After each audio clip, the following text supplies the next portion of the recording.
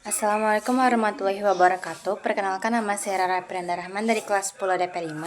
Kali ini saya akan menjelaskan tentang ciri-ciri sistem kearsipan yang baik dan azas-azas kearsipan.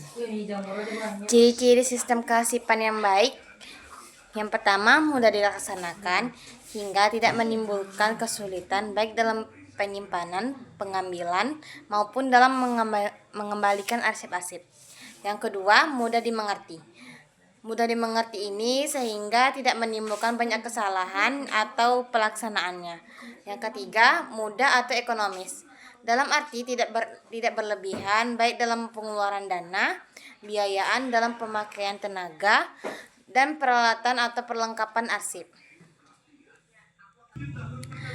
Dan selanjutnya, tidak memakan tempat. Artinya, setiap arsip harus berbentuk barang atau bisa jadi berbentuk file. Terus ada mudah dicapai. Mudah dicapai ini sehingga memungkinkan arsip yang disimpan mudah dan cepat ditemukan apabila sewaktu-waktu diperlukan lagi.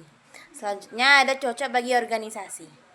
Cocok bagi organisasi ini dalam arti sesuai dengan jenis dan luas lingkup kegiatan organisasi. Selanjutnya ada fleksibel atau luas, sehingga dapat diterapkan di setiap suatu organisasi yang dapat mengikuti perkembangan organisasi. Selanjutnya dapat mencegah kerusakan dan kehilangan arsip. Artinya, bertanggung jawab atau tidak berwenang-wenang dalam bertugas dalam bidang kearsipan. Dan yang terakhir ada mempermudah pengawasan, yaitu dengan menggunakan berbagai macam perlengkapan atau peralatan. Misalnya kartu identitas, lembar pengantar, lembar petunjuk, silang, kartu pinjaman, arsip, out, dan sebagainya. Selanjutnya ada azas-azas kearsipan. Azas kearsipan dibagi menjadi 3 macam, yaitu yang pertama, sentralisasi.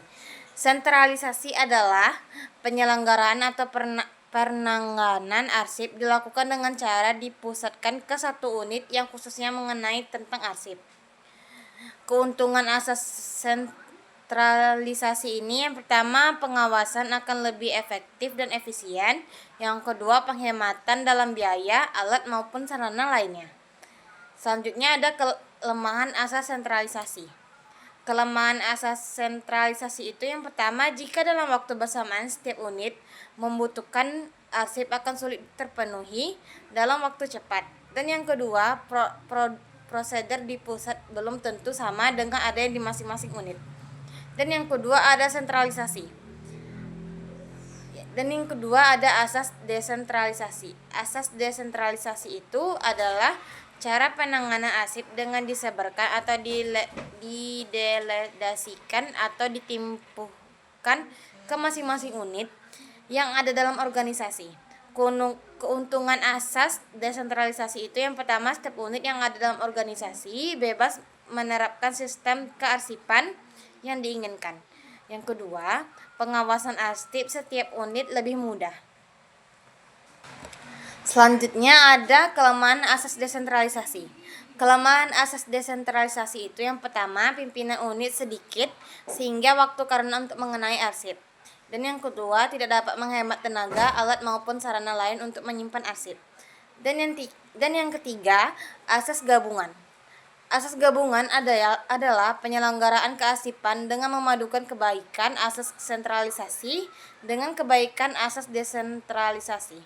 Sekian dari saya, mohon maaf apabila ada kata-kata saya yang salah.